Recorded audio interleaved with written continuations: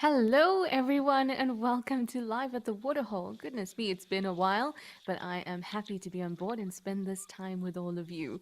And we get to start off at Tembe Elephant Park, which is always a nice place to start off, especially for me, because it's been a while since I've been in the bush, and it's lovely to see everything so green. It's me, Trishana, by the way. Maybe you recognize my voice. Maybe it's been such a long time that I just gone out of your memory. Whatever it is, I'm glad to be here and I'm glad that all of you are too. Remember that we're live and interactive, so you can send through questions and comments. You can do that by heading over to our website and registering, or you can use at FC in the YouTube chat. If you want to just keep up with the conversation, you can also head on to Twitter or X and remember to use hashtag Wild Earth so we can keep track of you. Now, like I said, it has been a while since I've been lucky enough to spend time in the bush. So this is especially nice for me. It's a nice little break in the middle of the day, and I hope that it feels that way for you too. It might not be the middle of the day wherever you are in the world, but here in South Africa, it's smack bang in the middle of the day, which is beautiful. A nice break, a nice escape. And these elephants look like they're having a fantastic break too. So if you're new to Live at the Waterhole, or maybe you're new to my style of Live at the Waterhole, what I like to do is just spend time enjoying the sights and the sounds. Now, of course, like I said, we are live and interactive, so that means that you can send through questions and comments, and that's what I'm here for. I'm here for you to be able to get those curious thoughts going, ask whatever you need to, have interesting discussions. But in those moments in between, we're just going to be observing and going to be listening and feeling. And what I love about these cameras, so here at Tembe Elephant Park, this is an Africam camera. What I love about the what I love about the Africam cameras, as well as those wild earth cameras that we have, like that at Jumadam, what I love about them is if you sit and watch them like we do here during Live at the Waterhole, we get to observe different things because we're not focusing on, say, safety, other vehicles. We're not distracted in that sense. Now, that is not a distraction if you're there in person, it's just a different type of experience. So, here we're getting to watch a slice, and you don't have to think about anything else except what is right in front of your eyes.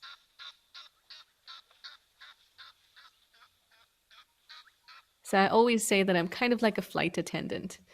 I'm here to help you have a nice, relaxing show, but also take care of any questions that you may have. So, how about we head right into that?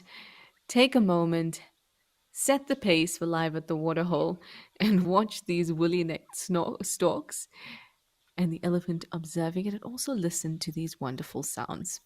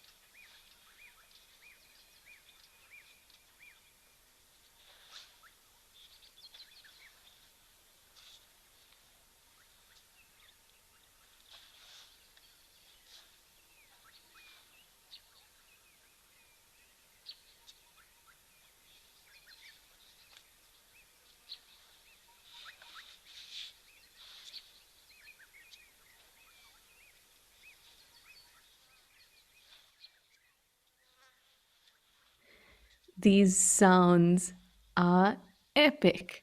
This is the sound of summer. And we have some lovely Nyala coming down. Oh, be careful. You can see that there's a lot of growth around the waterhole, and this is something that happens really often, especially in particularly lush areas like here in the northern KwaZulu Natal, where it's pretty tropical and all round there's a lot of moisture in the atmosphere, whether it's as rain or just as humidity. So vegetation does really well in this area. But what ends up happening, just like that young Nyala showed you, is that the vegetation ends up covering the edges. So it can be a little bit difficult to find a spot where you can drink. Luckily, the adult on the right there has managed to do that. Now, these plants that grow on the surface, I mean, plants photosynthesize, right? So it's really important for them to either be at the surface or at least an area or a depth that allows them to get enough sunlight. So that means that they can pretty much be pushed aside if you're careful. And that Nyala female managed to do that and get some water. Some Egyptian geese and some white-faced whistling ducks just on the side here. And here's the main man. Oh yes, it's time. It's time to throw some mud on himself. Lovely. Having a nice little scan around just to see what is in this area. Oh, looks like we have a grey heron as well. Nice. Well, a lot of you have started to say hello. Hi, everyone. Catherine says, yay, Trishala. Lenny says, yay, Trish. Oh, I haven't heard your names in such a long time. It's lovely to be back. Oh, and Mercedes Beanie, you say, everyone's saying yay. It's as if you speak my language. And you say, good to hear you, and greetings to all the Wild Earth crew and the chatters. A happy Wednesday. Thank you very much. Colin Ames, you say, hi, Trishala. Have a good day. Oh, thank you so much, Colin. I hope that you will have a fantastic day, especially since you're giving yourself this kind of gift of just spending time with us, other wildlife enthusiasts, and spending time watching these waterholes live. I think that's always an excellent thing to try and incorporate into your day. Zed, you were looking at one of the elephants earlier and you say pretty white, healthy looking tusks on that one Ellie. So as elephants get older, I suppose much like our teeth, they can start to yellow, but not as much as our teeth do. Because remember, the reason that our teeth start to yellow, it's not because they're dirty or anything like that. It's because the dentin has started, or the enamel has started to thin. Now, elephants don't use their tusks for chewing, so their enamel is going to remain pretty much intact. But you do see some discoloration because as they get older, they get little fissures in it. And those tiny little cracks, though the entire tusk may not turn yellow, you might see little portions that look a little dirtier. But when you see those super white tusks, and I've seen it a lot, it usually happens when an elephant has just gone for a swim.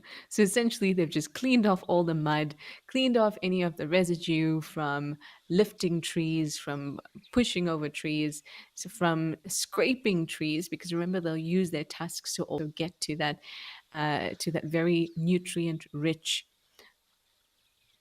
kind of a cambium or tree cambium.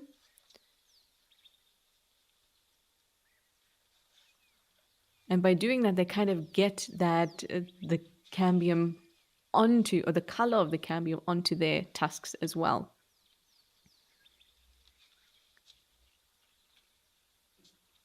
Now, tree cambium is just underneath the bark of the tree.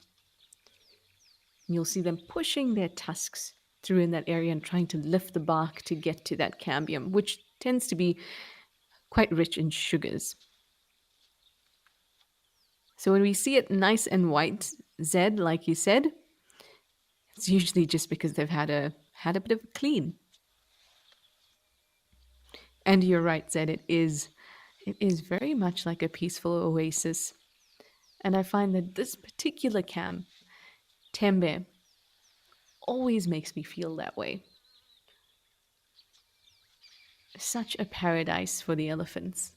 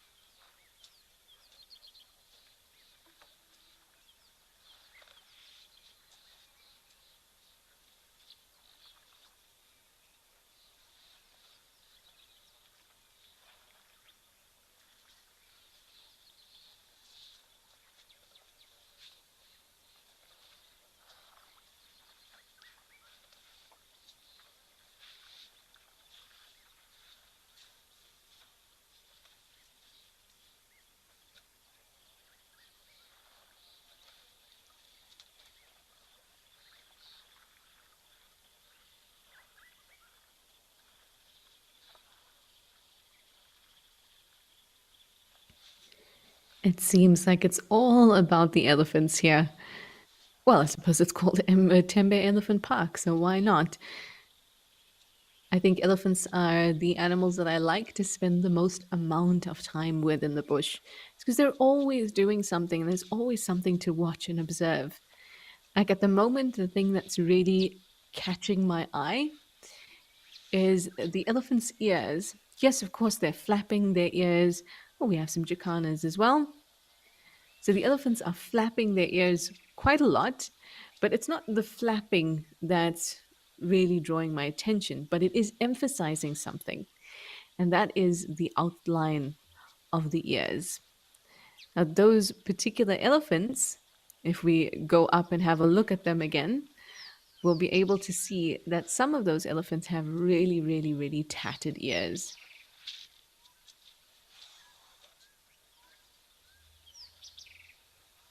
Okay, for now we can just watch the jacanas. And then hopefully we can move up to the elephants' ears and we can have a look at that too.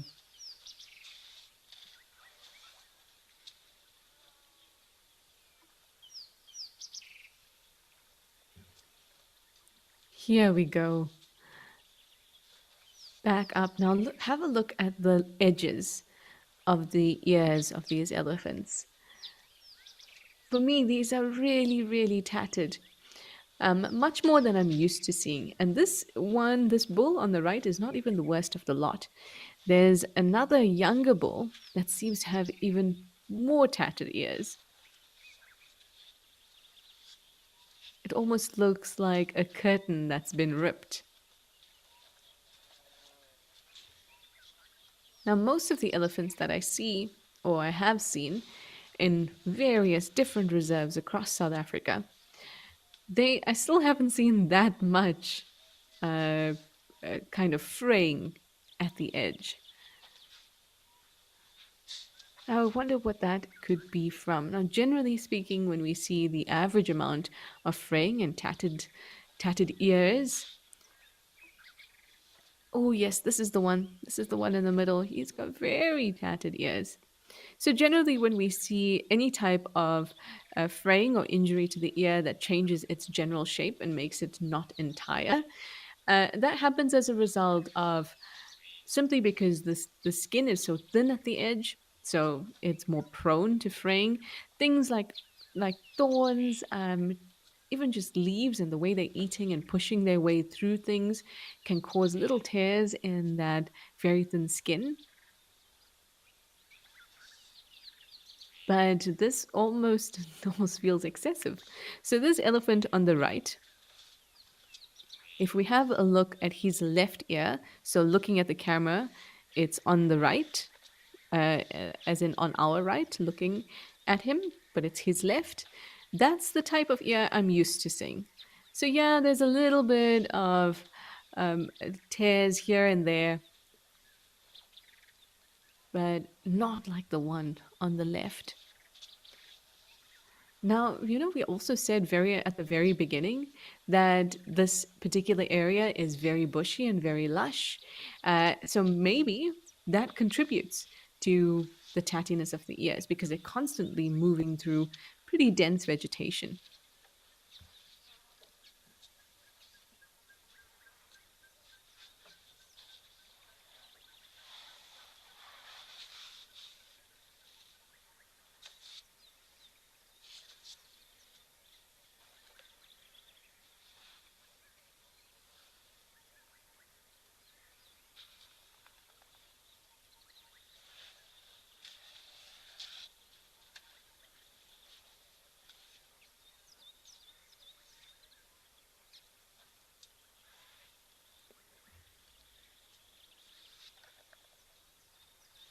It's all about the elephants. And the only thing that I don't, or I have preference for other cameras for this one thing, and that is here at Tembe, the camera is positioned all the way over on the other side. So we don't get the kinds of close-ups that we can get on the other cameras, but more importantly, the kinds of sounds. But we do have elephants over on the other cameras too. So how about we head over to Botswana to Hyena Pan and have a look at what's going on there. Oh, look at this cutie pie. Yes, you rest your trunk. Okay, let's head over to Hyena Pan.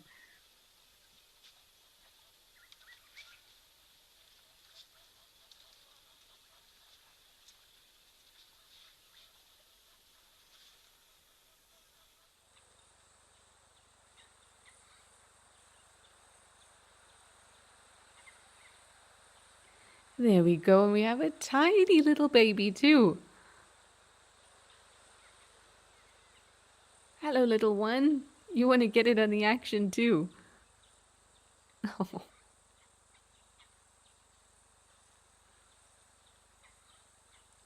I'm sure it's having the time of its life. Now, young elephant calves like this, one of the cutest things is when they try to imitate the adults around them.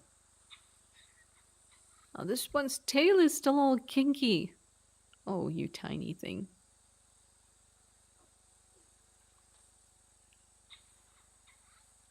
Oh, this cow on the left, she's only got one tusk. And this one on the right is actually tuskless. This is Mum that we're looking at now. Look at how babies. Oh, and look at your toenails. Oh my gosh. It looks like it's had a pedicure.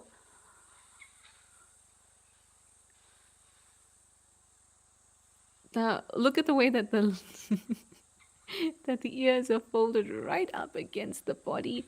Maybe he's feeling a little cold. Oh, this is so sweet. Take it in for a moment, but I want you to notice those toenails and also notice what do you think this baby elephant is trying to do? Because it can't reach the well. Oh, not quite. It's almost looks like a dog chasing its tail. It's being entertained by its trunk, but don't step on it. You'll regret it.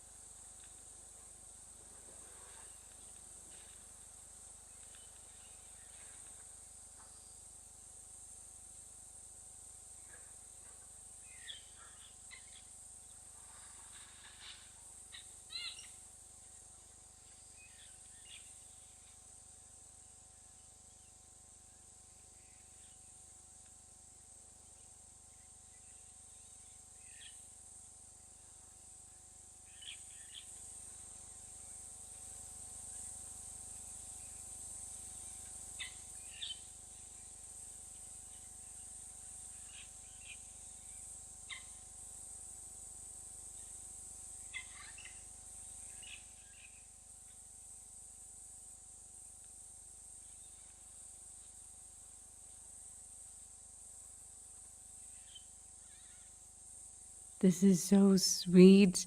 Mercedes, you say, yay, the tinies are still here. Yeah, that's the tiniest tiny. The other tiny is average tiny. Oh no, they've all gotten the call to move away. This little youngster, I think it's actually this elephant here that's its mum, the one tusker. But it was trying to nurse from the other female a little bit earlier. Now, it could be that this female at the back, she looks quite old. She could be the grandmother. But the reason that I thought that it might be the mother, but now I'm second guessing it because of the way that the calf ran as the group did, is that this older female at the back also had pretty pink toenails. Now that kind of pinkness on the toenail, you can see it in very, very young calves, but what we observed in this calf was unusual. Really pink. And I also saw that there were patches around the eye that were slightly pink as well. It could be that it's just slow I mean, not really. See, color comes from melanin, as we know, color in mammals particularly. We're not very good at producing any other kinds of pigments. But that melanin is really. And now we're having a look at the bird. There we go. Oh, not quite. Anyway, we can have a look at the elephants again. But because that kind of pinkness is really, really unusual and very bright. So the way that a melanin works is that it is present from the time you are born. But as you would know, like with human babies, babies can be pretty light-skinned when they're born of any race. And then as they grow, they start to get a little bit darker. So maybe that's what we're seeing here, because that elephant calf didn't look leucistic to me, which is a type of abnormality that affects those melanocytes, which is where melanin pigment is produced. It didn't quite look like that. So I guess one, it's a great way for us to identify that youngster. And two, when we do that, we can continue to see if that changes. If it doesn't, then perhaps there's something else that's wrong, particularly with the production of melanin in the toenails. Not something I've come across before, but like I've always said, if something exists, then problems with that thing will always exist too. Well, off they go.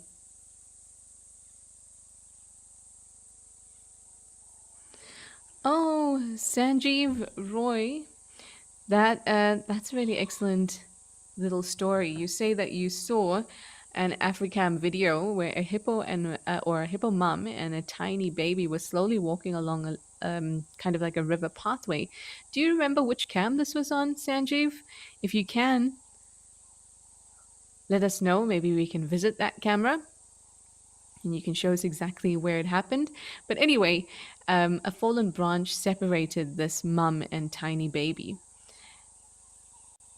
And the baby couldn't jump over the branch, so mum just waited. That is very sweet. It's difficult for hippos to jump, and it's difficult for babies, very, very young animals, to figure out that you can go around and you don't really have to go over.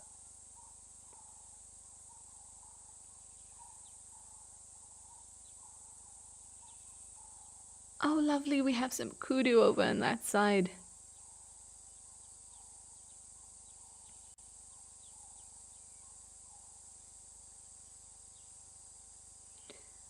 So even here at Hyena Pan, it's getting nice and green. Something that we've noticed at this particular pan is that there isn't a ton of ground cover, but there are a lot of trees. Anyway, how about we head over to quite a different looking dam pan? Let's head over to Tao.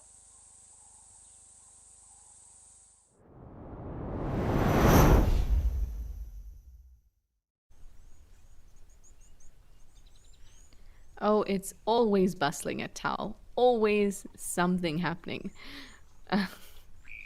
But here at Tao, there's a lot of muddy spots. And this kind of soil is very fine grained, so it means that this mud can be quite tough.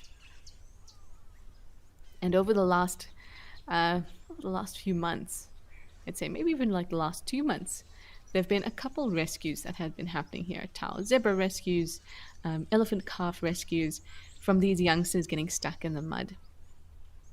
So watching the zebra come down now is making me think about that. But this looks like an adult, so it should be fine. And if not, the guides and conservation management at Tao will definitely help out.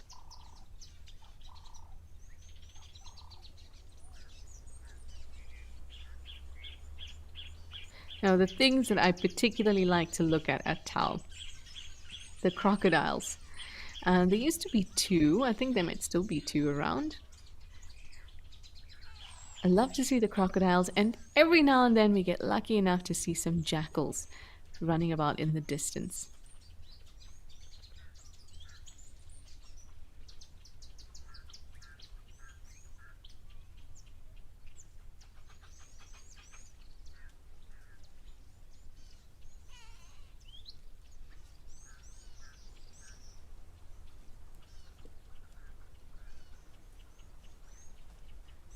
Oh, and this zebra has a really lovely pattern just above its front left leg. It looks like an upside down Y, upside down capital Y. It's perfect. That's the perfect junction of the stripes coming at different angles. So they usually meet in that particular spot in a triangle because the angle of the stripes coming in, well, it comes in at three angles, so it almost always ends up in a triangle there. But that triangle was perfect. Now, Tao is in Madikwe Game Reserve, and I was lucky enough to go there last year, maybe the year before, I'm not sure. And I know it was last year. And I saw plenty of zebra. There's no shortage of zebra at Madikwe Game Reserve. But one thing I noticed about them is that many of them had quite special markings. It was easy to identify individuals, which is not really easy for humans and the general zebra population, at least not in the other areas I've guided. But here at Tao, they have some really interesting, just a few interesting spots, or sometimes even like a tiny.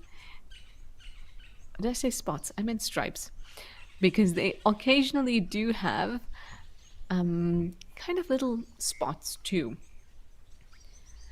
but then aren't spotted. Because the way that stripes and spots form in a mammal is a very similar mechanism. Again, coming down to melanin. Now, the way that that works is that essentially stripes are collections of spots. So it's just the arrangement that's different. And it's produced by what's called a stop-start reaction. So basically, melanin is deposited, which is the pigment, and then there is a catalyst that makes it go start and then stop. And where it starts and stops determines what the pattern is going to be. So for zebras and other striped animal, that start-stop mechanism forms stripes. But if it starts and stops, it doesn't form. So you see, if you and I were going to draw those stripes, we would go from the bottom to the top or the top to the bottom. But the stop-start reactions don't go like that. Instead, they go across the animal. So it's basically like a printer going spot, spot, spot, spot, spot. No spot, spot, spot, spot, spot. Then spot, spot, spot, spot, spot.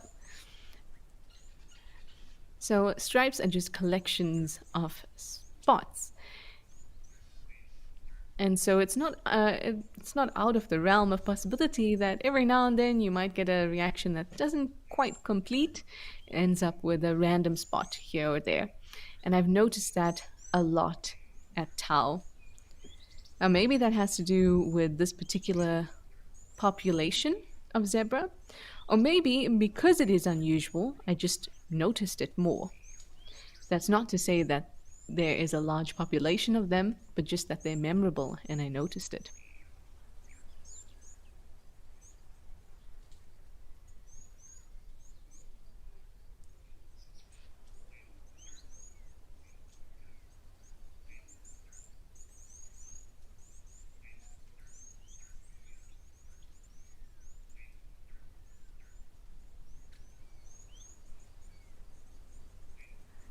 It's always a treat to watch the birds here at Tau as well. Got some coot, some egrets.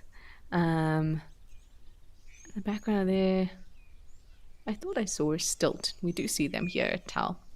Anyway, we're going to head back over to Tembe in northern KwaZulu-Natal because we're going to see some impala lambs. It's that time of the year.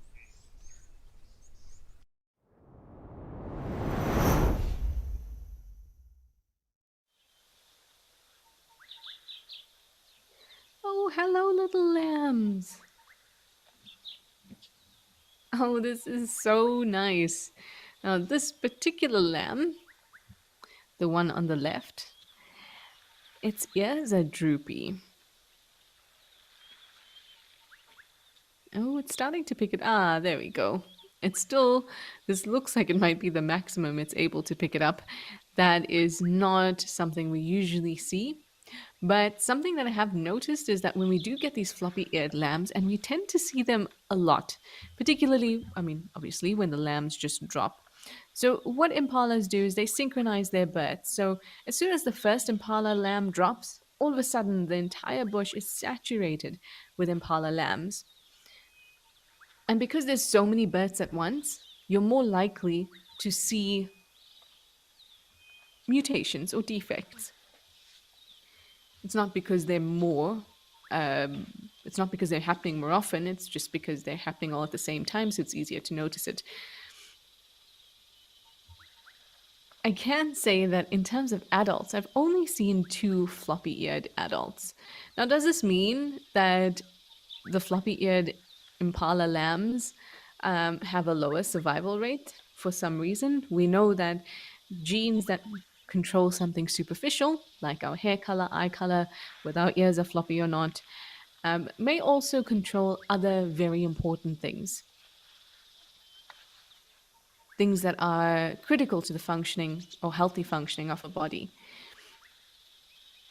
So could it be that the floppy ears or the genes that control the floppy ears or normal ears that resulted in a mutation and now the floppy ears, could that mean that something else is wrong with the impala lamb? Potentially. And maybe they don't survive till adulthood, and that's why we don't see as many floppy eared adults. Or it could be that some lambs are a little like puppies and their ears need a little time to straighten up.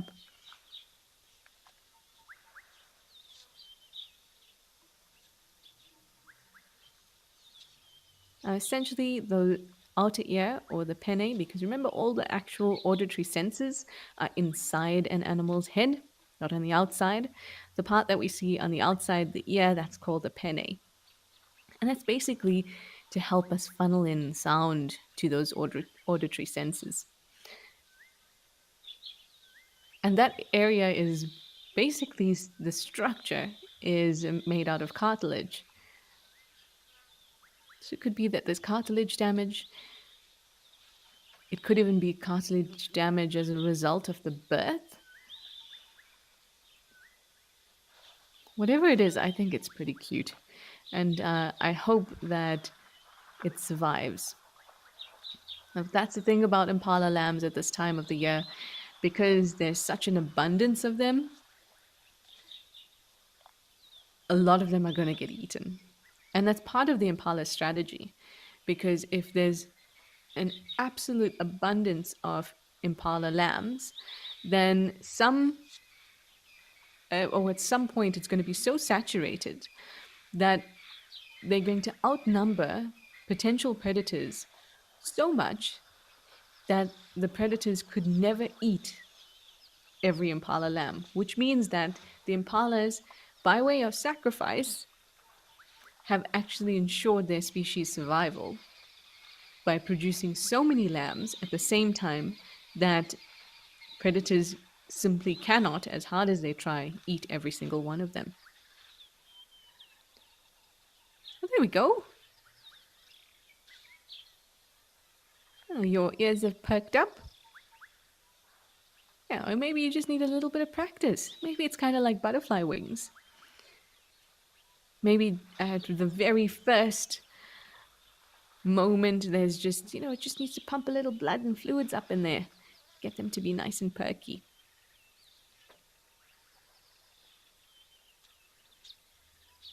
It certainly could go up more. But I think this impala lamb just needs some time.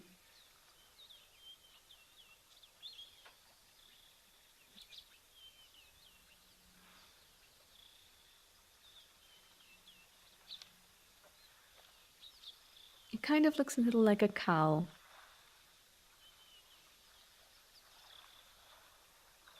Now this lamb looks very young.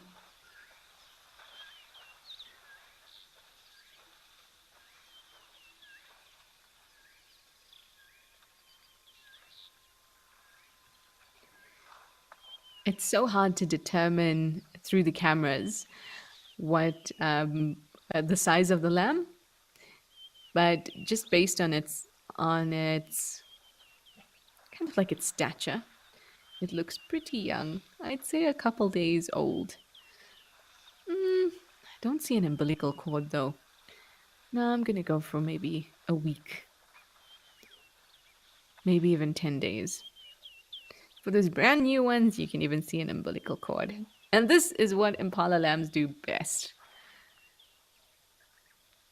Find a nice spot, curl up, sit down, just wait for mum. Wait for what's the next thing you're gonna do, and oftentimes impala lambs will do this together in little nurseries. But this is a pretty small herd. It looks like they just have these two lambs, but they will likely sit together as well.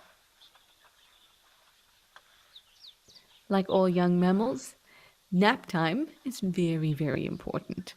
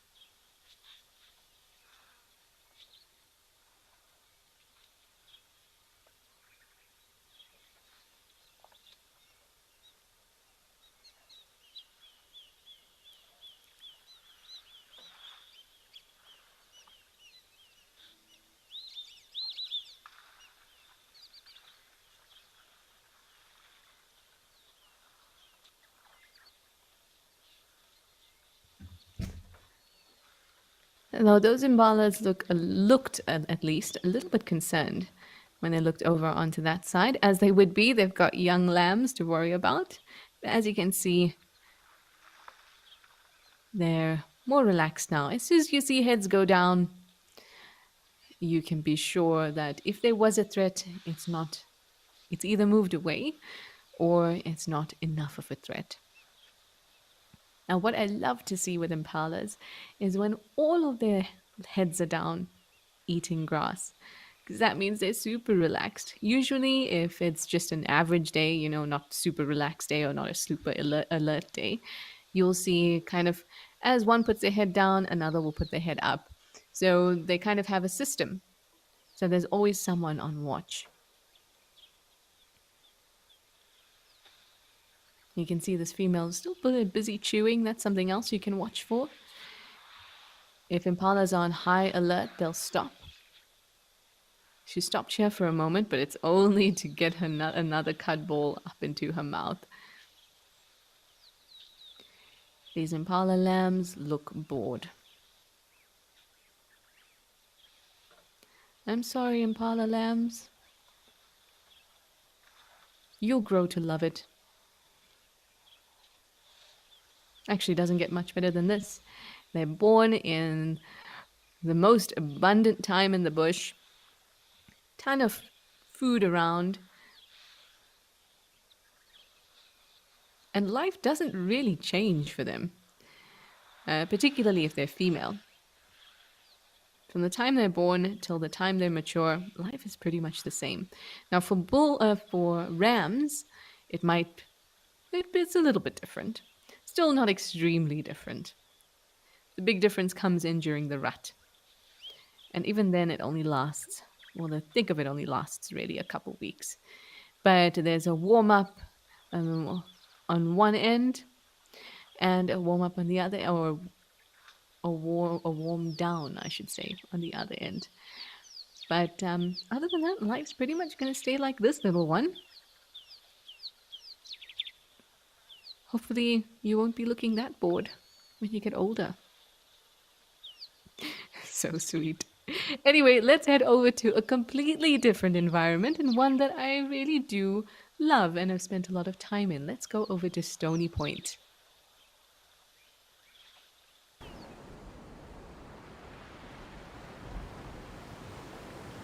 Stony indeed. Definitely very stony. Now, you might be wondering, well, why are we staring at these rocks? Well, they could be dassies. Oh, my goodness, you're going to get paid extra, aren't you? That dassie really knows its cues. Hello, sweetie. What are you busy chomping on? Oh, look at that. I can't say I know too much about Dacia dentition, but I would actually love to find out. Now, I do know that they have modified incisors in the same way as elephants do. Oh, don't look at me like that. That was very judgmental. But I'd love to learn more about their dentition. We're going to have to save that discussion for the next time that I'm at Live at the Waterhole. But the other interesting thing that we have going on here at Stony Point are penguins. Oh, look at this. Oh, that's a lovely close-up.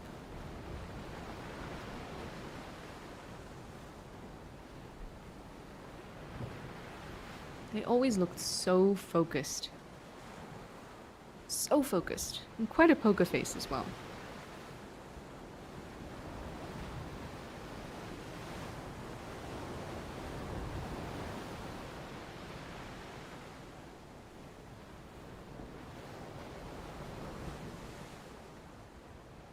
I wonder if it's staring out at some penguins, or maybe it's just enjoying the waves and the ocean. Oh, we've got a little Cape wagtail there bouncing about.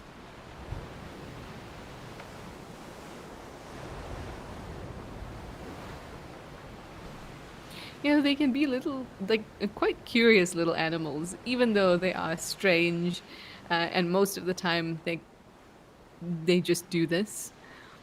But they can be really curious. They can sometimes go up to the penguins. They can kind of just go to the just to the shore on the sand, close to the water, but they won't go in the water. Or at least I haven't seen them in the water.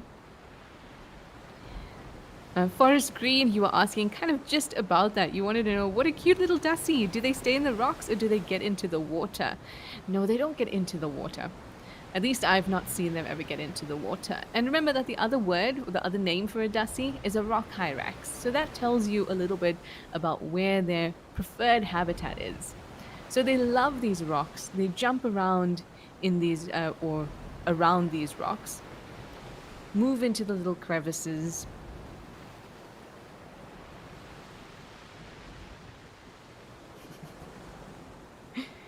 And you can also see that they're perfectly colored to blend in with these rocks.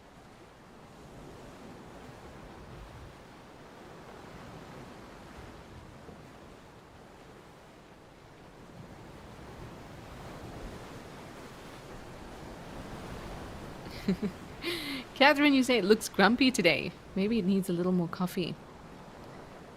I don't know, Catherine. I think it looks a little like it drank too much coffee. Well, I mean, this is Cape Town, so it is likely that this Dusty drank too much coffee and is now grumpy about it.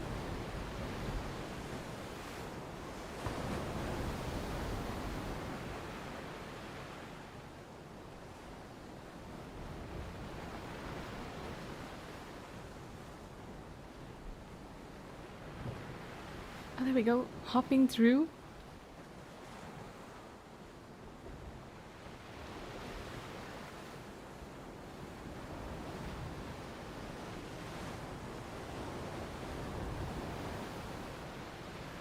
Oh, there we go. Forest green. Maybe we'll be able to see what it does on the shore. But I've only ever seen them come onto the sand. I've never seen them. Oh, I've seen them kind of like at the edge of the water. Maybe put a foot in, but never more than that. And now this one is busy chomping on some kelp. Right.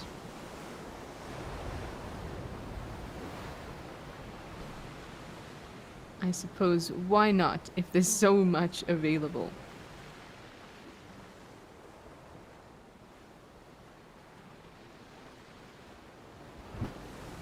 Now, dassies are herbivores. So here at kind of these coastal areas, they're going to get lots of coastal vegetation, which tends to be pretty rough, pretty hardy, because it's got to put up with some winds, and it can be quite salty, which is actually tasty. There's a really nice green shrub towards the top of the rocks that you'll see every now and then, and it's called dune spinach, and it's actually very tasty, but can sometimes make your mouth feel funny. Now these dassies would go after that. If there's other vegetation around, they'll have a go at that too. And kelp is not a bad thing to have a taste of. Go on, show us how it's done with your strangely modified incisors that look very much like tusks. It's feeling a little self-conscious.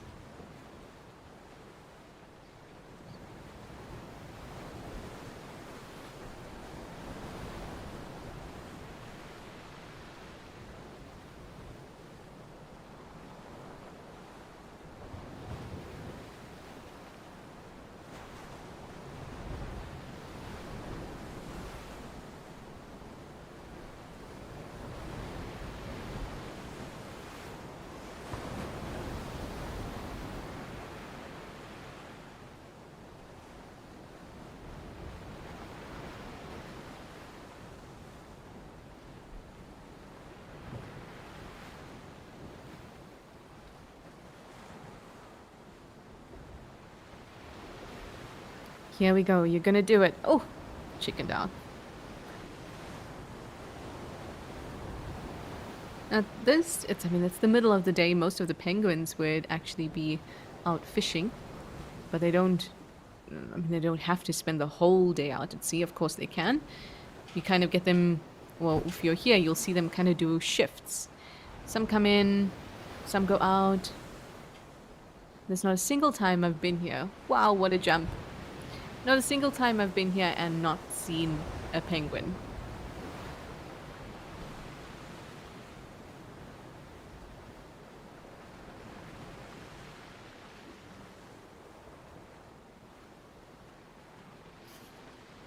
Sweet little family. Now I do say family because they do live in family groups. Usually there's a dominant male. And these small family groups can sometimes form larger colonies.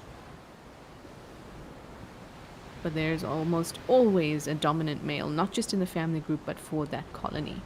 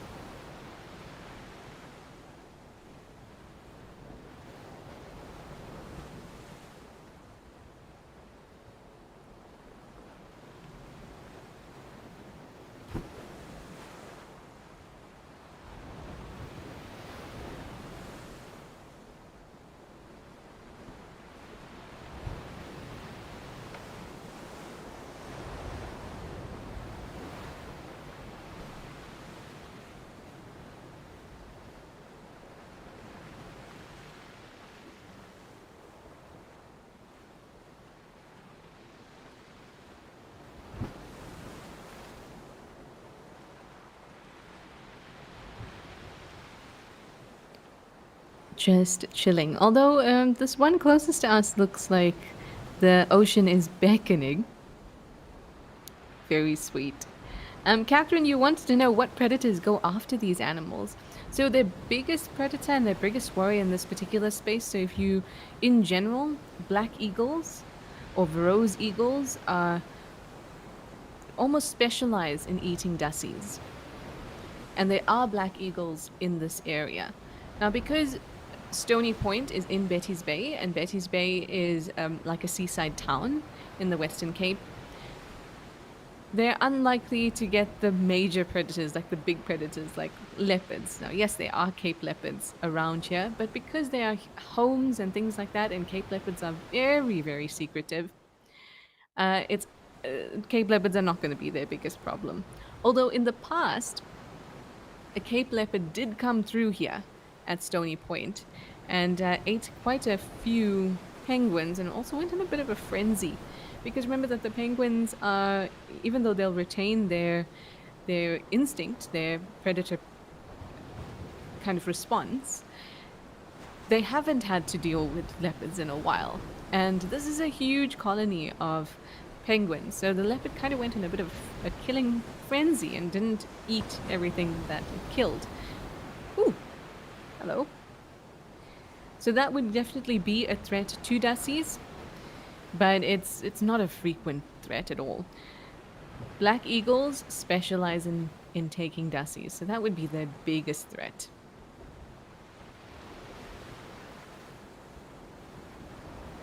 Now, Mary, you want to know if they're related to beavers in any way.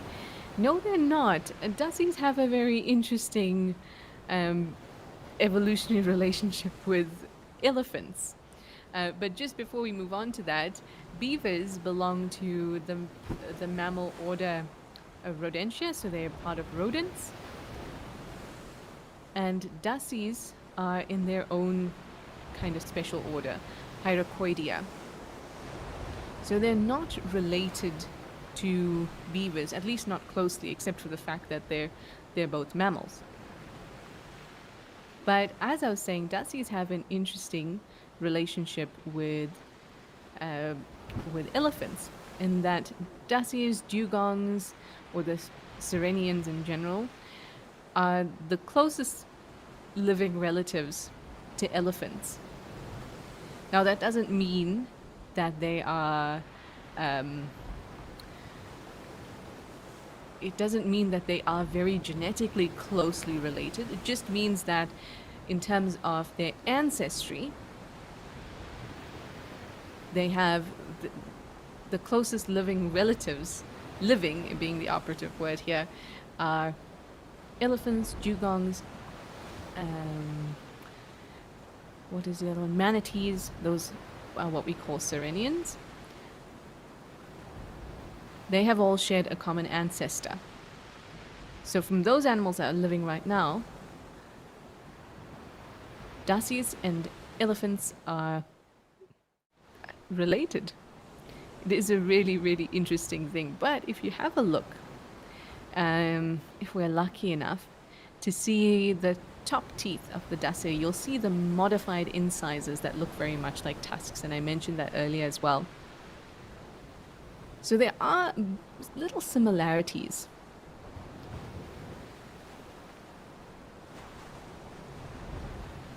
But it is very interesting to think about that.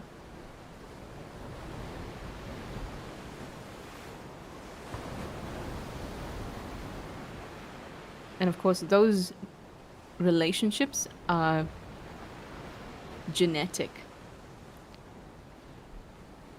And being able to sequence the genome of different animals gives us great insight into their ancestry, their phylogeny, and their relationships with other species.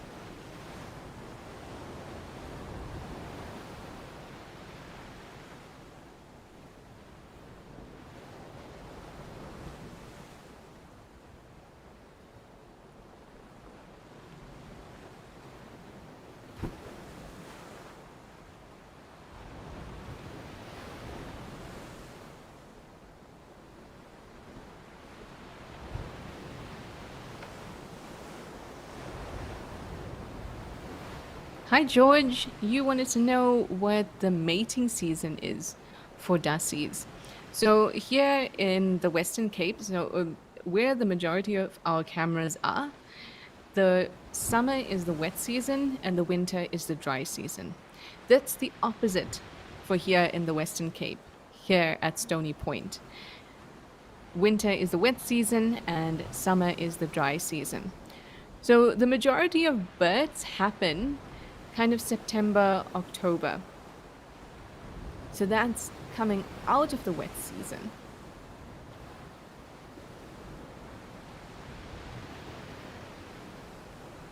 And they have a pretty long gestation period. So the gestation period is about 230 days or so.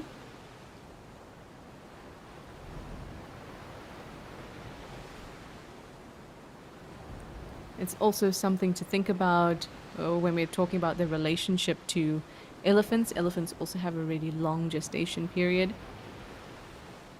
22 months.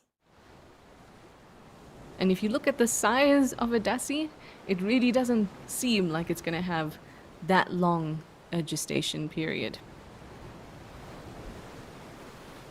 But again, that's why DNA can give us a lot of information about these relationships, and we start to see how they show up in terms of characteristics that we may not be able to see just with the naked eye and without the help of genetics.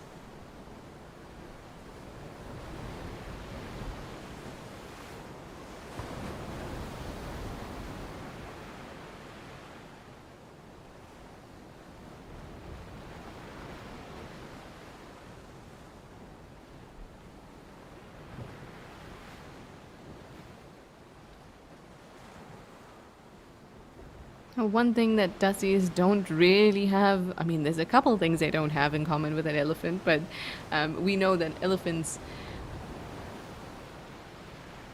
they spend a lot of energy. Look at these two. They spend a lot of energy in parental care or on parental care. Dassies, not so much.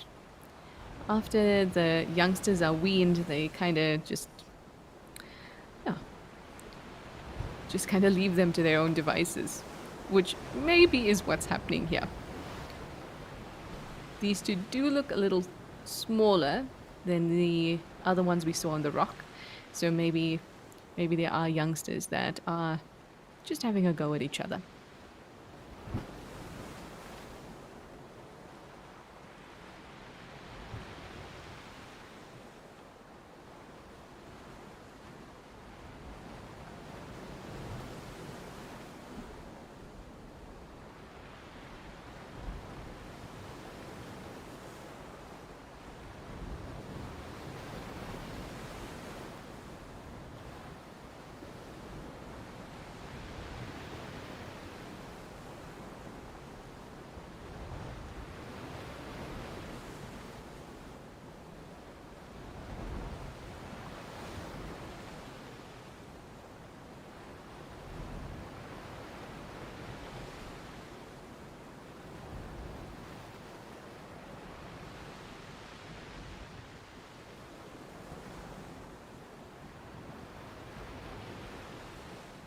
It really is a fun time watching these dassies. I do think that these are youngsters and very likely two males, because females are not really competing for anything. Males will. Males want to be the dominant individual in the colony. They want to be able to reproduce, which means that they've got to fight for females. And all of this is really important in honing those skills. So my bet would be that those are two sub-adult males having a go at each other, maybe even slightly smaller than sub-adult. Like I said, with a camera, it's kind of difficult to determine size unless you have a point of reference. Well, we've talked quite a bit, and I told you Live at the Waterhole is all about absorbing the sights and sounds. So we're going to take a few minutes to do that. Watch the dassies, listen to the sound of the ocean, see what else stands out for you. Maybe you see a wagtail moving about, whatever it is, notice it. And thank you so much for your wonderful questions and your comments. But for now, let's just take a moment.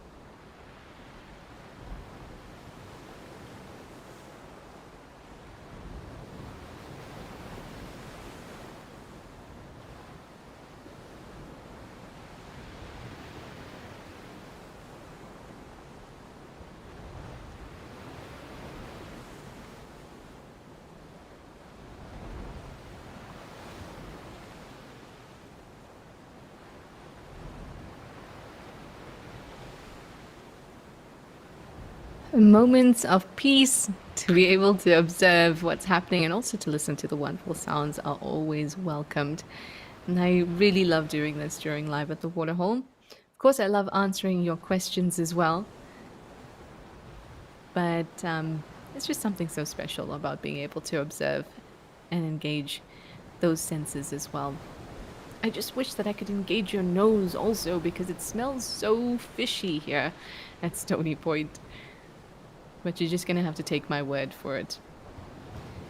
Well, we're going to move on in a moment, but Charlotte, you wanted to know if Dussies go for snakes like mongoose do.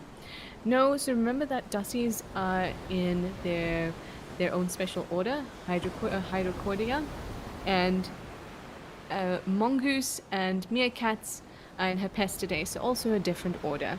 And so those animals in Herpestidae have adapted to going after snakes, eating snakes, and it can be quite a large part of their diet depending on which area they're in.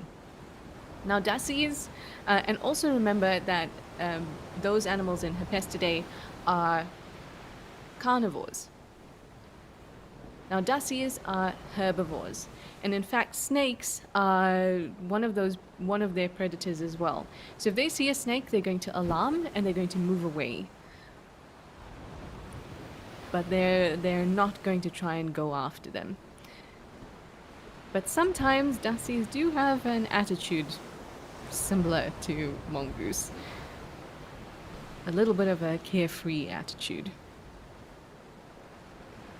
As you saw. That mixed with the stare of a buffalo.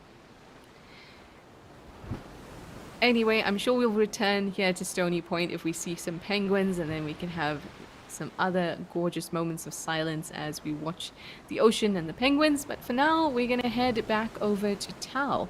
Let's see if anything's changed since we were last there.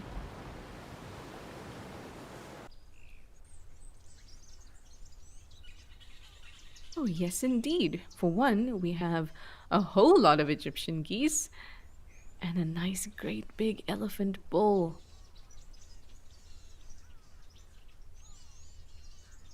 I hope we'll be able to hear him drinking as the water drips from his mouth as he lifts it up to his lips. There's always water that drips off on either side. Oh, but it needs a little TLC.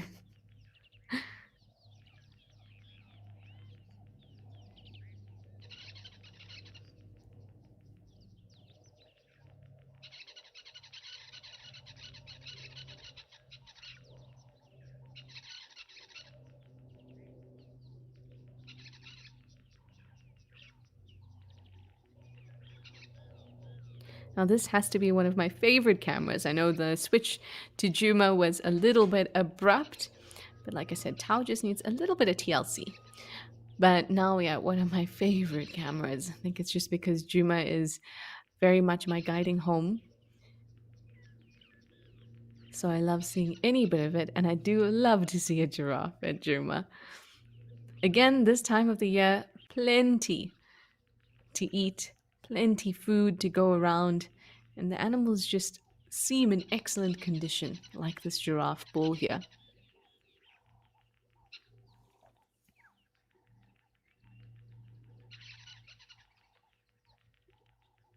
Oh, these sounds.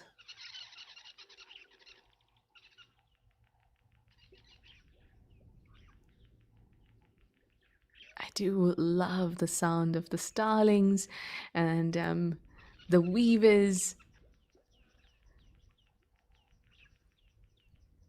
It really does sound like home. Oh, and look at all this variation in the green. Oh, I had a woodland kingfisher too.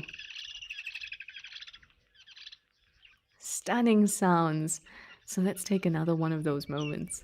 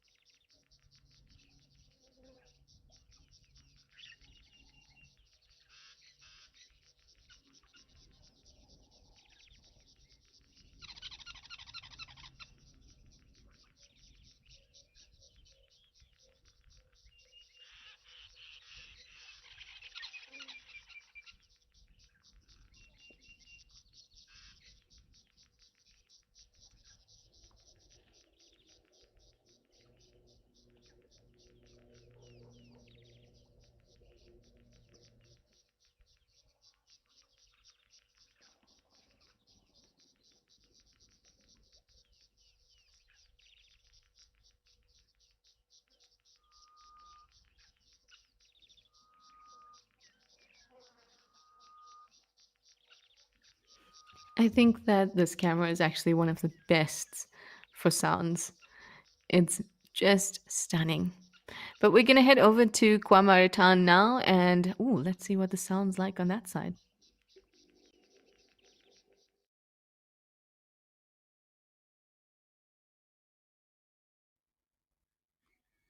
Ah, I think this camera might also need a little bit of TLC. You can see that it looks quite different compared to right next door, actually, compared to Madikwe Game Reserve.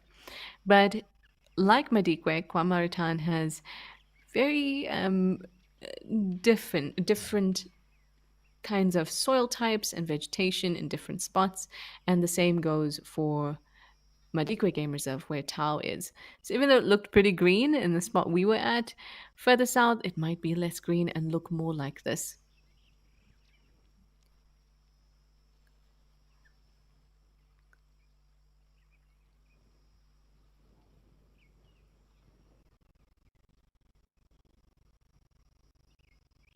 I wonder what other antelopes will come and join the kudu and the impala that we've seen so far. Now, this particular waterhole can get quite exciting.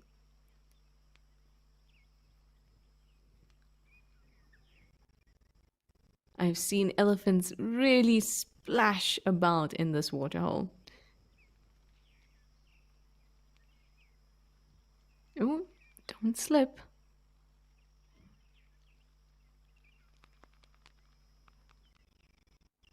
For now, it looks like it's all about the antelope, though. I see some more in the distance. Looks like more kudu. Yeah. And I'm sure there are more impalas around as well, because we're not going to see single impalas at this time of year. We're going to see them move back to their mixed herds. We're going to see lots of young lambs and those nursery groups.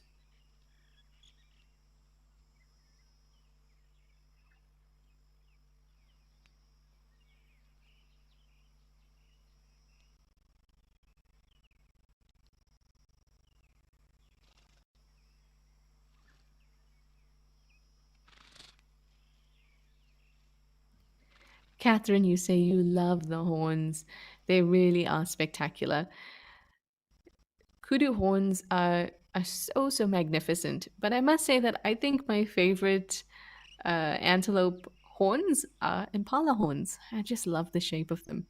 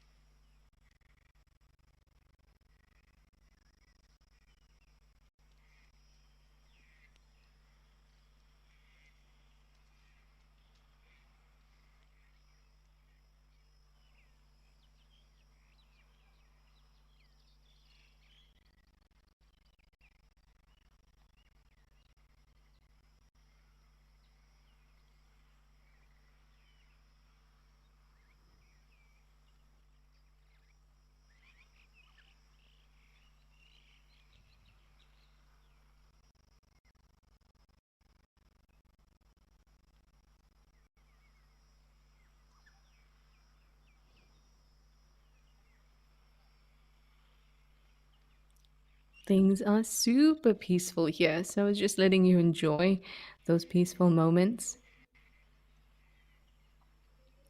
One thing that I hope that you've noticed when you saw that impala walking through is the size difference. It almost looks like it's an impala lamb, but it looks like it's an impala ewe. It's a female.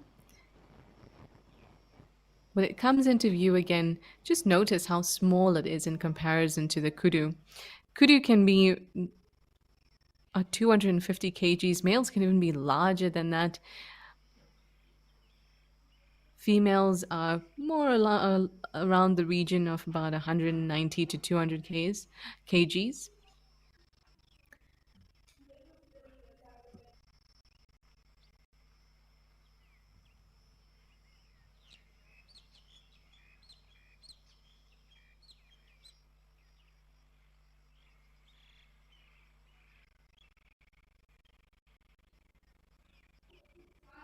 I was really hoping that Impala would come back into view. But it's okay. Let's head over back to Stony Point because we've got a nice view of the penguins and the sea.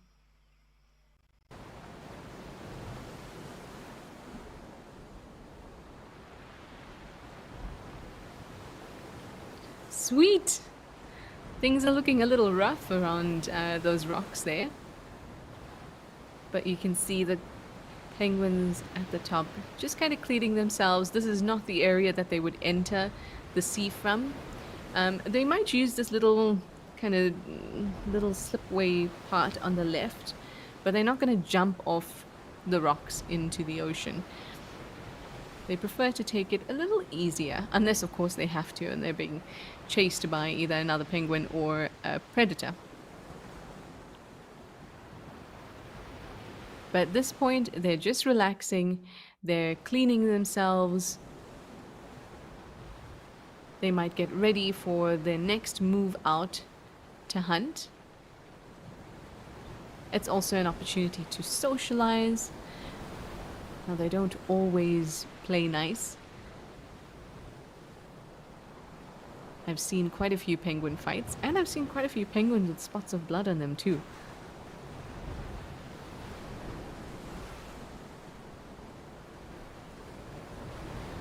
And so they all remain almost like equidistant apart.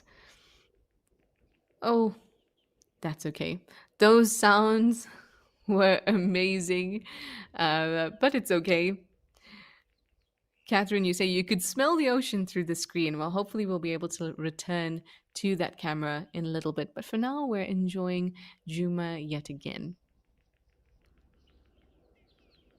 So peaceful. And I think this might be the same giraffe. I think I can count 1, 2, 3, 4, 5, maybe 6 different shades of green here.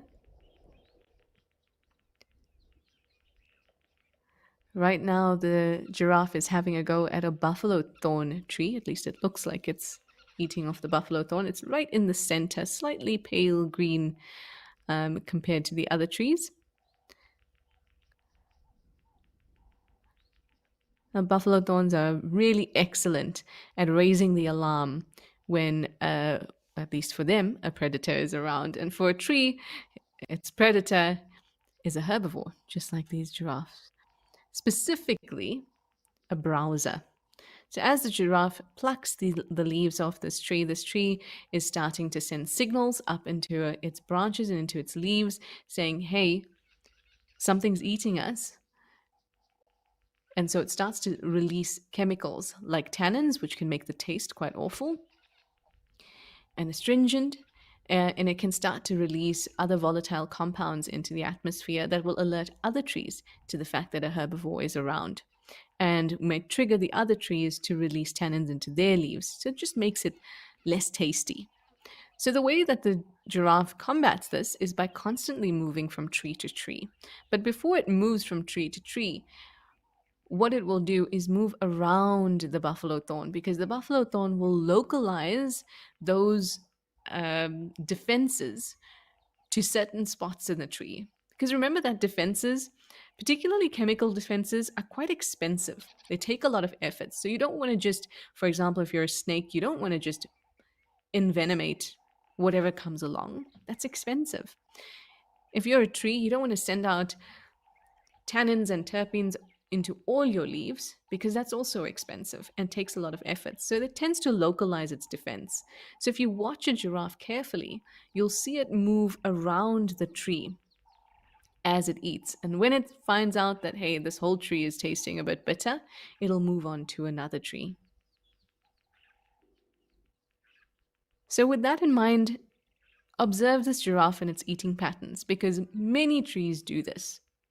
In fact, the majority of trees do this.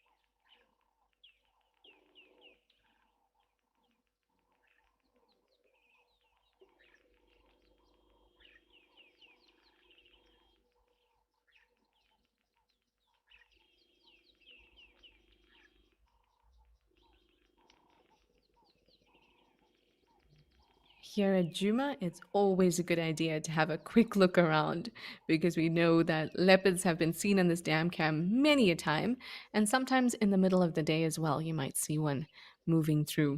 So it's always a good idea to just have a quick look around.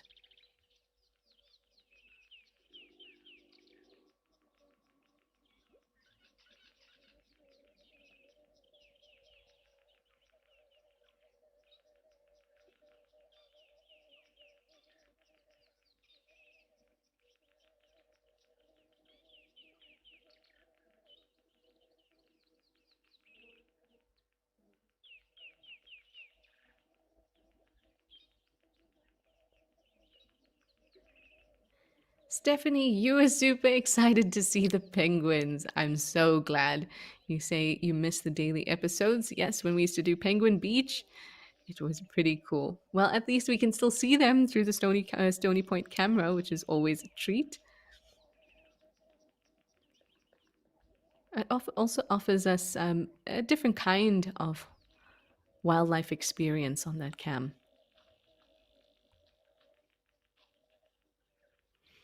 Now, James, you would like to know if giraffes prefer to be alone or in herds. It's a difficult one to answer without feeling like I'm becoming philosophical, but we can't know obviously what an animal prefers, but we can infer from their behavior and make generalizations. Now, with giraffes, they really don't have a complex social system or close knit groups. Of course, females and their offspring will stay very close until they reach independence, but they form really loose aggregations. And when it comes to males, they're more likely to be found alone because obviously they don't have offspring that are going to be following them. But at the same time, you might see a group of a few males together, a bachelor herd. You might see a group where there's one very large male, mature male, and other younger males, and they'll be necking, trying to learn from each other. And other times you might see a female completely on her own. You might see a male completely on her own. There's a dry riverbed that leads into this dam here in Juma called the Mulwati. And I've seen 17 giraffes in the Mulwati at one time. But the thing is, just because we see them occasionally together does not necessarily mean that that's their preference. It might be that they've all kind of congregated around a resource. It could mean that they are together for a specific reason. It doesn't necessarily mean it's their preference. And it's their whole social structure is so loose that if I had to give my subjective, very subjective opinion, and obviously I'm not a giraffe, so I wouldn't know, but I would say that they don't care. See why I said it's hard to answer it without getting a bit philosophical? Anyway, let's move on from the tallest land mammal to the largest land mammal, having a bit of fun.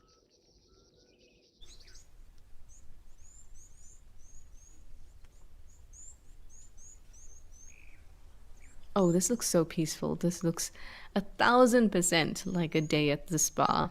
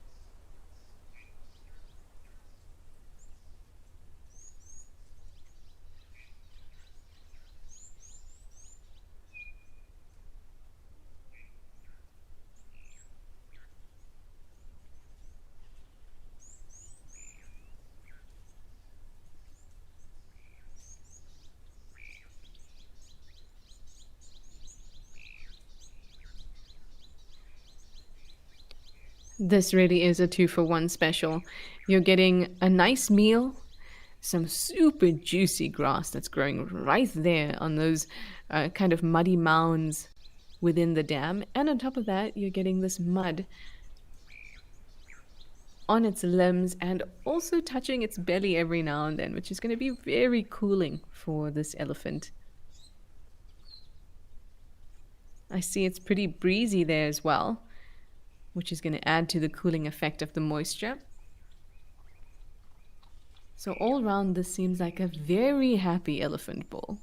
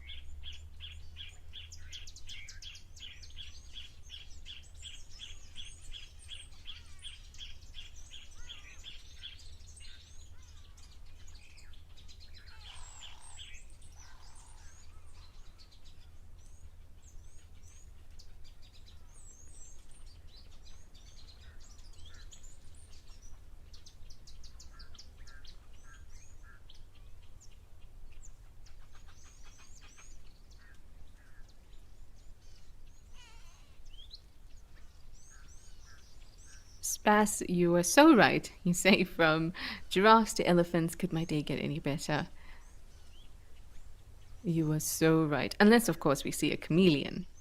Then, I mean, I'll just retire from life at the waterhole. Animal lover, you wanted to know if I've ever seen an elephant get stuck in the mud. Not in person, but I've seen it plenty on the cameras, especially at Tao. Tao has a little bit of a reputation. Little babies slipping into the mud, and other animals as well, not just young elephants. But the elephants, they just move around that area and they eventually do get the baby out. And if they don't, Tao does rescue any animals that have been stuck in the mud. It's quite a traumatic thing to witness because, or an intense thing to witness because of the traumatic experience of the animal. And you kind of see them become panicked. And after the panic, then you see the exhaustion because remember, they're constantly struggling. And because these are young animals that are usually getting stuck in the mud, they tire quickly. And then you just see them sit there, not reacting at all. But then once they are pulled out, there's still a little bit of shock. They almost don't realize what's happened, and then they quickly snap out of it and are very glad to be reunited with their mums.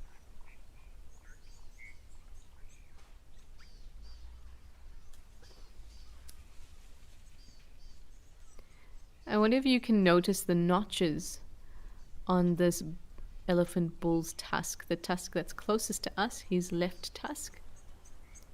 I can see two distinct notches. One is right at the edge of the tusk, and one is sort of in the middle.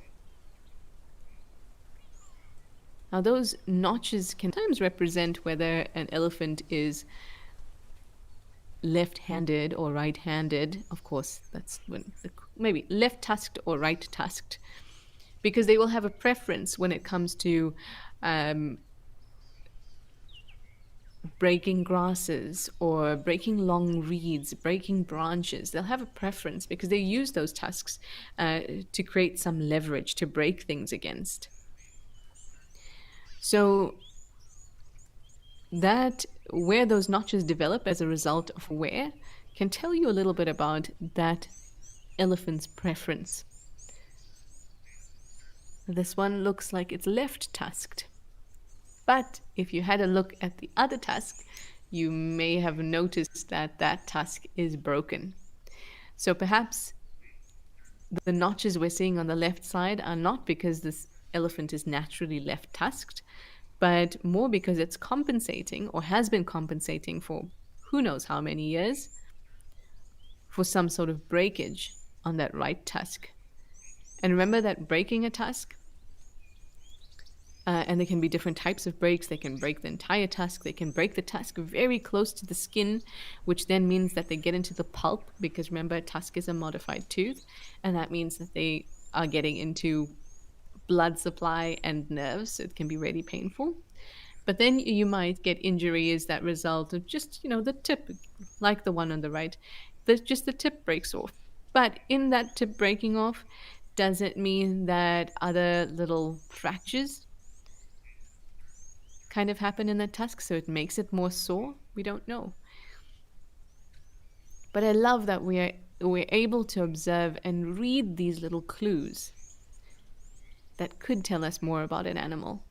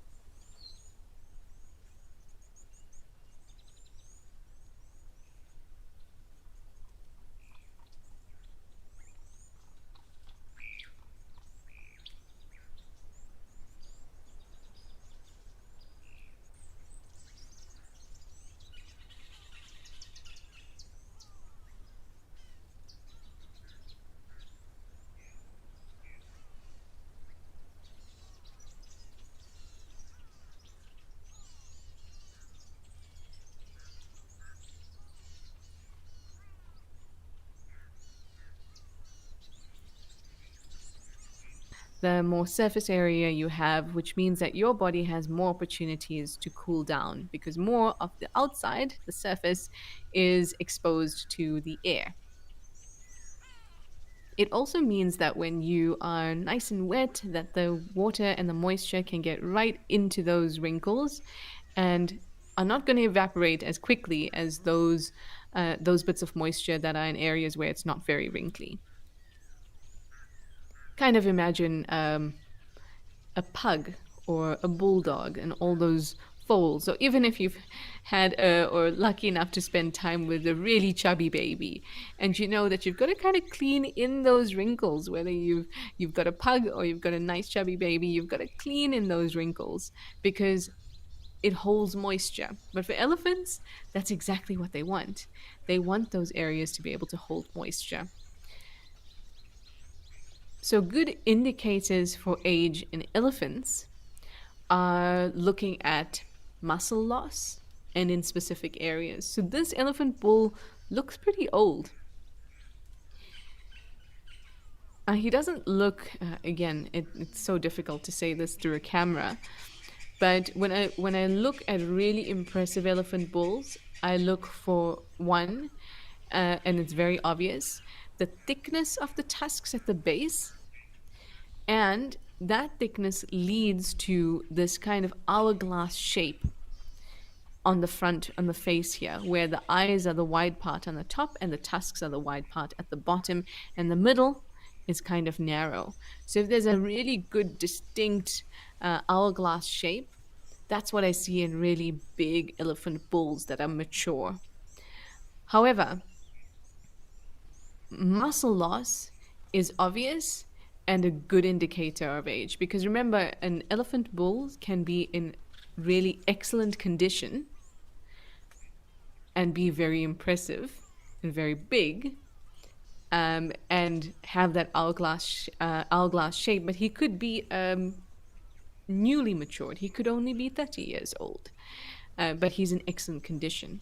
Now, as elephants get very old, they start to lose muscle mass, and this is what you can see on this elephant bull here. And also, when you're losing muscle mass, you're going to start to lose that hourglass shape just a little bit, because the kind of the fats and the tissue and all the parts around where the base of the tusk, they're going to start to thin. So if you look at the spine here, the spine, you can see there's a lot of muscle loss. The spine is quite exposed. You can see that the hips are quite exposed as well. And very obviously, if you look above and slightly to the side of the eye, you can see those depressions in the forehead or in the sides of the skull by the temples. So those are good indications that an elephant is old. But other than that, the skin and the wrinkles is not going to help us a lot.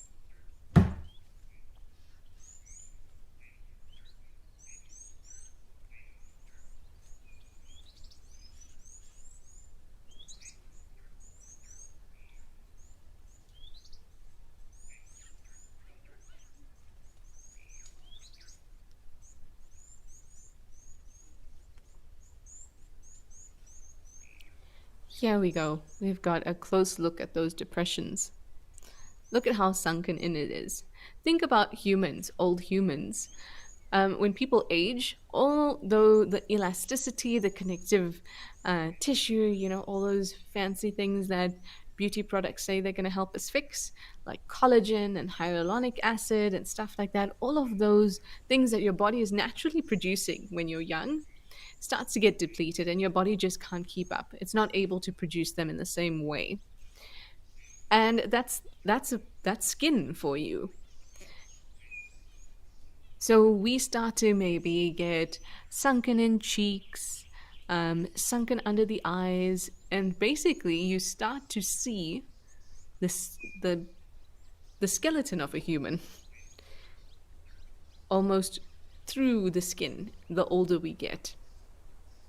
And that's the same here with elephants. You're starting to see areas of the elephant's skull as a result of that skin aging.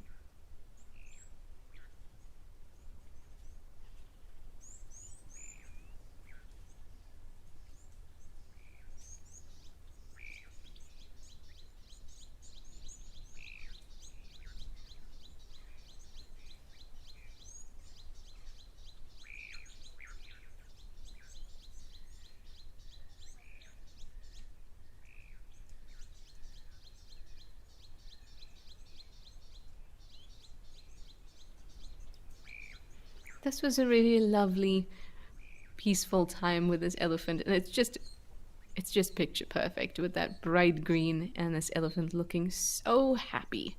One last thing I'll mention here before we move on is that when you see older elephants, they tend to feed in this area. And that's because their teeth have worn down, they have no replacements left, and so they go after softer vegetation.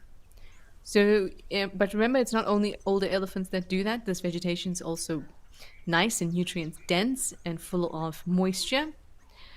But if you see an older elephant and they happen to be in this situation, near or in a dam eating grass that's growing in the water, you can be pretty certain that it's an old individual.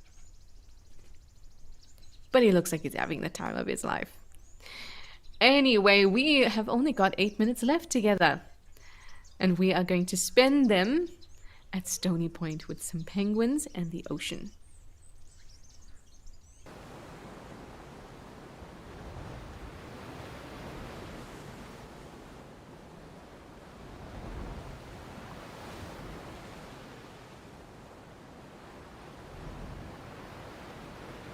You can see the tops of the kelp bouncing around. It actually doesn't look like it's maybe the tide is coming in.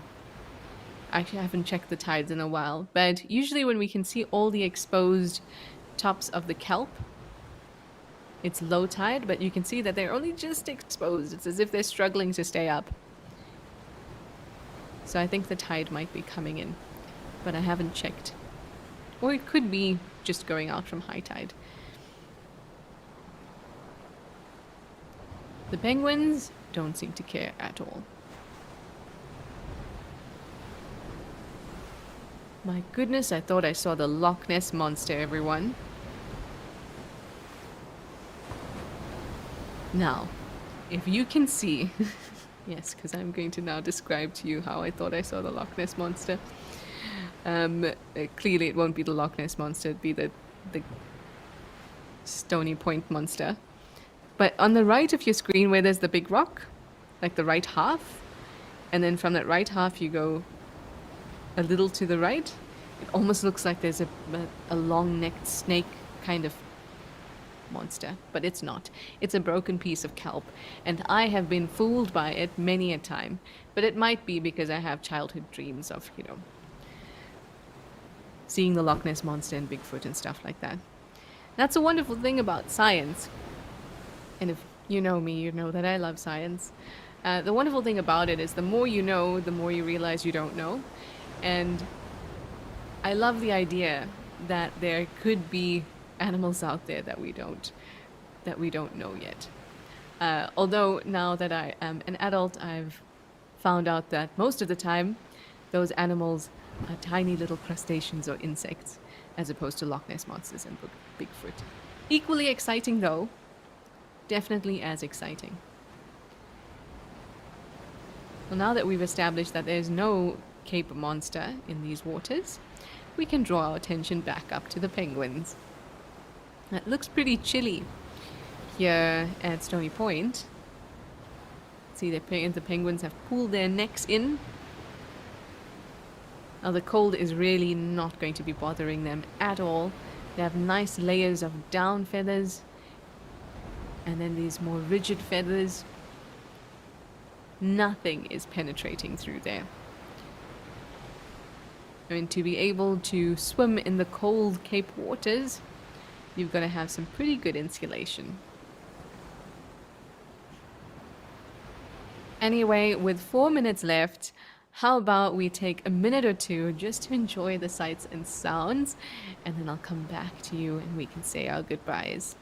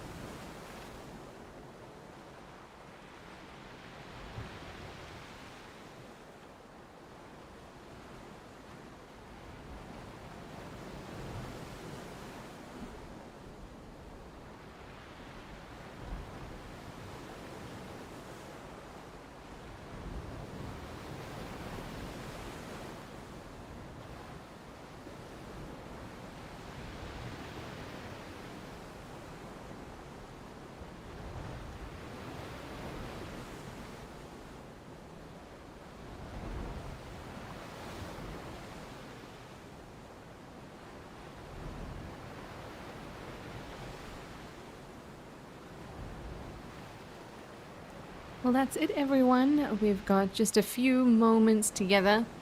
Spas, you're really happy to end with a group of African penguins, absolutely, considering they're an endangered species.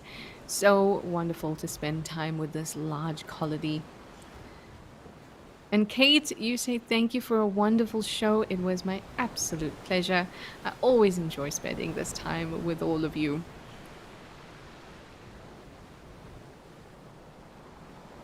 Maybe the penguins, oh, they're starting to wake up a little bit.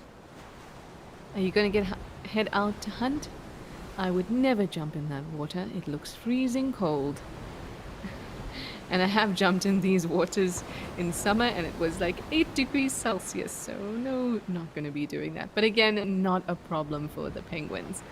So maybe they'll head out for another round of fishing and then come back to this safe space here at Stony Point. I'm so proud that we have on our coastline. Well, everyone, thank you so much for joining me. It was a pleasure, and I hope that you have a wonderful day further. Bye for now.